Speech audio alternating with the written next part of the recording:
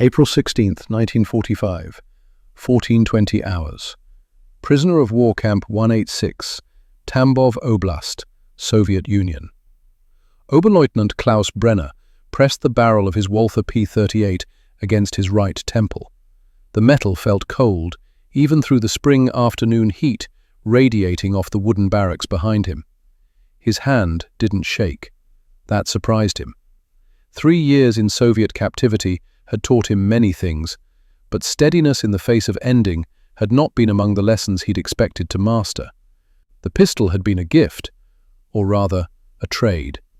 Lieutenant Yevgeny Volkov, his Soviet counterpart in the camp administration, had given it to him 2 days earlier, during what both men understood would be their final chess match. No words exchanged about its purpose, just the weight of gunmetal sliding across the rough wooden table between them, next to the hand-carved pawns and queens they'd used for 31 months of weekly games. "You have 3 bullets," Volkov had said in German, perfected through years of interrogating Wehrmacht officers. "Use them wisely." Brenner had understood immediately. The war was ending. Everyone knew it. Radio broadcasts leaked through the wire despite Moscow's best efforts at containment. Berlin encircled, the Führer's bunker becoming his tomb. And for German officers held deep in the Soviet interior, the ending of war meant the beginning of something worse. The show trials would start within weeks. Stalin demanded retribution, and POW camps like Tambov 186 held thousands of convenient defendants. The lucky ones would receive 25 years hard labor. The unlucky ones, officers, SS men, anyone whose papers indicated administrative roles in occupied territories, would face firing squads or slow deaths in Kolyma's gold mines. Brenner had never been SS. His Wehrmacht service consisted entirely of supply logistics on the Eastern Front, managing fuel depots and ammunition distribution. But his paperwork included a 6-month assignment to Army Group Center in Belarus during 1943. That would be enough. Some Soviet prosecutor would find a village, a massacre, a burned-out synagogue. The dates would align close enough. Testimony would emerge, coerced or genuine, it wouldn't matter. And Klaus Brenner, 34 years old, formerly of Heidelberg, would disappear into the Soviet penal system until disease or exhaustion claimed him. The Walther P-38 represented a different choice. A German choice. Control over one's final moment rather than submission to the drawn-out machinery of Soviet justice. He stood in the narrow space between Barracks 7 and the camp's eastern fence. Most prisoners were at afternoon work details, vegetable garden duty, latrine, maintenance, carpentry. The guards concentrated their attention on the main yard. This particular corner, shadowed and overlooked, offered privacy. Brenner had scouted it carefully over the past 2 days, timing patrol patterns, noting sight lines. His thumb found the safety. "Oberleutnant!" The voice came from behind him, soft but clear. Russian-accented German. Not Volkov's refined pronunciation, but the rougher inflection of an enlisted man who'd learned the language through proximity and necessity rather than formal study. Brenner didn't lower the pistol, didn't turn. "Go away." "Cannot do, sir. I'm not your superior officer. I'm a prisoner. You have no obligation to me." Footsteps on packed earth. Closer. Still cannot go away. Now Brenner turned, keeping the pistol at his temple. The speaker stood 3 meters distant. A Soviet private in faded khaki, perhaps 25 years old, thin in the way all Russians seem thin after 4 years of total war. High cheekbones, dark eyes, a scar running from left ear to jawline. Brenner recognized him vaguely, one of the perimeter guards, usually posted at the northwest watchtower. "This doesn't concern you, Private." "Concerns me very much." The Russian's German syntax fractured slightly. "You shoot yourself here. I am guard on duty. I explain why German officer has pistol. Explain how I did not see. Explain why I did not prevent." He gestured toward the Walther. My explanation will not be believed." Brenner felt something unexpected, a flutter of dark amusement. Even now, even at the threshold, the Soviet system's paranoia reached out. This young private, worried about being accused of negligence, or worse, complicity in a German officer's escape through death. "Tell them you found me already dead. The pistol came from outside the camp. Smuggled in by—" He shrugged. "Invent something. You're Russian. You understand how these things work." The private shook his head.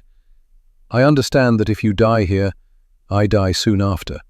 Maybe not today, maybe not this month, but NKVD will remember. They always remember." He took another step forward. "So I ask, please, to lower the gun." "No." "Then I must take it from you." "You'll try. I'll shoot you first, then myself. You'll have died for nothing." The Russian smiled, a strange, sad expression that didn't reach his eyes. "Perhaps. Or perhaps I will be faster." Another step. Now, less than 2 meters separated them. "I am thinking you do not truly wish to shoot anyone today. You are tired, man. You wish for ending. This I understand. But that pistol," he nodded toward the Walther, "that pistol makes problems for both of us." Brenner's finger rested on the trigger. The pressure required was minimal. 4 pounds, maybe less. The private stood fully exposed, no cover, no weapon drawn. An easy target, even for someone whose last firearms training had been 6 years earlier at the Wehrmacht Academy in Munich. "Why do you care?" Brenner asked quietly. "You hate us. You should hate us. We invaded your country, burned your cities, killed 20 million of your people. If I want to save you the trouble of a trial and a bullet, why stop me?" The private considered this.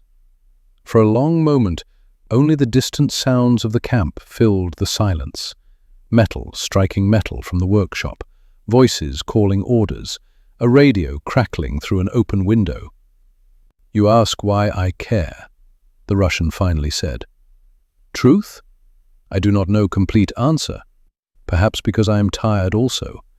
Tired of killing, tired of death, tired of hate."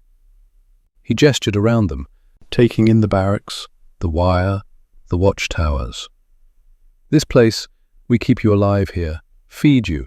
Not well, but you do not starve, not like in other camps. You know this, yes?"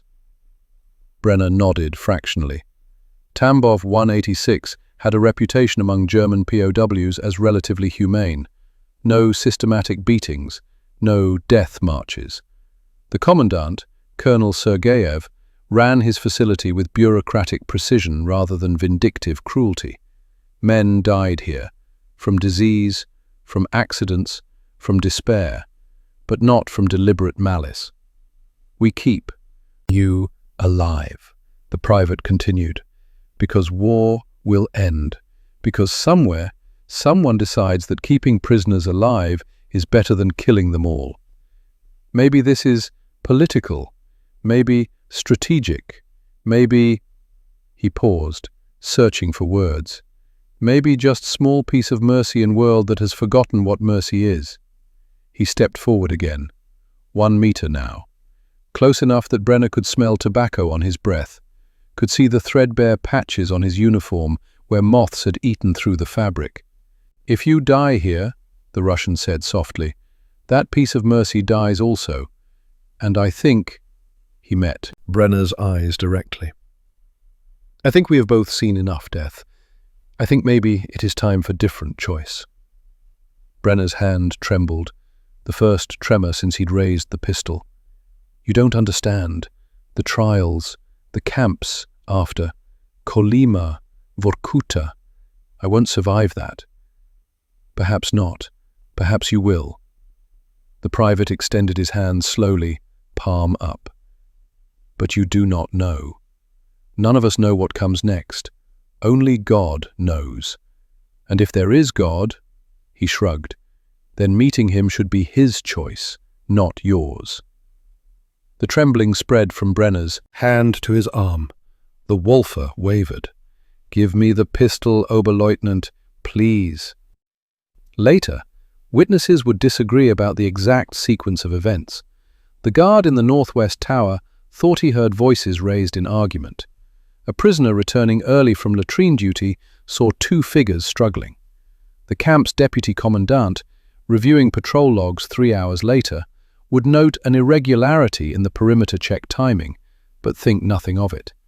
What everyone agreed on was the sound of a single gunshot at 14:28 hours, and Private Alexei Dmitrievich Sokolov, 24 years old, from a village outside Kursk that no longer existed, fell to the ground with a bullet wound through his chest. Brenner stood frozen, the Walther hanging from his hand.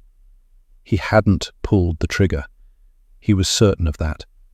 The pistol had discharged when Sokolov grabbed his wrist. A desperate lunge, faster than Brenner had anticipated, the Russian's fingers closing around his hand with surprising strength. The weapon had jerked upward, away from Brenner's temple, had swung in a wild arc as both men grappled, and then the explosion, the recoil, the smell of cordite. Sokolov on his back, dark blood spreading across his tunic. "No." Brenner dropped the pistol, fell to his knees beside the dying Russian. No, I didn't." "I know." Sokolov's voice came weak, liquid. Blood bubbled at his lips. "Was accident." "Medic!" Brenner screamed toward the main camp. "Medic! Pomogite!" His Russian vocabulary, limited but functional after 3 years, failed him. He pressed both hands against Sokolov's chest, trying to staunch the bleeding. The fabric of the uniform was already soaked through. The bullet had taken the private somewhere vital. Lung, maybe heart. The kind of wound that meant minutes, not hours. "Oberleutnant." Sokolov's hand found Brenner's wrist, gripped it weakly. "Listen, please. Don't talk. Save your strength. The medics—" "No time for medics." Sokolov coughed. More blood. "Listen, you tell them I tried to take gun. I was trying to save you. Understand? That's what happened. It's the truth." "Yes, but you emphasize. You tell them I was hero, that I died preventing suicide of prisoner." Another cough, weaker. This way my mother receives pension. My sister, they will care for her." Brenner felt tears on his face. When had he started crying? "I'll tell them. I promise." "Good." Sokolov's grip loosened. His eyes, already distant, fixed on something beyond Brenner's shoulder. The sky, perhaps. The clouds moving east. "Oberleutnant, one more thing. Anything. Live. When war ends, when trials come, when they send you to camps." The blood at his lips spread to his teeth, giving his smile a ghastly quality. "Live. Do not waste. Do not waste what I—" The hand on Brenner's wrist went slack. Private Alexei Dmitrievich Sokolov died at 14:31 hours on April 16, 1945, in a forgotten corner of a forgotten camp, saving the life of an enemy who had wanted only to die. The war in Europe ended 22 days later. Klaus Brenner survived the Soviet tribunal, whether due to Sokolov's sacrifice, creating a record of his non-threatening behavior, or simple bureaucratic oversight, or divine intervention, he never knew. He received 15 years, served 7, returned to Germany in 1952.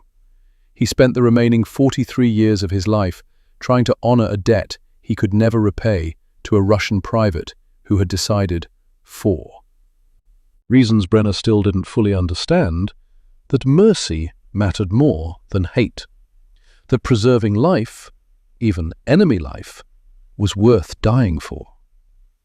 Some choices, he came to understand, transcend nationality, ideology, and war. Some choices reveal what remains human when everything else has been burned away.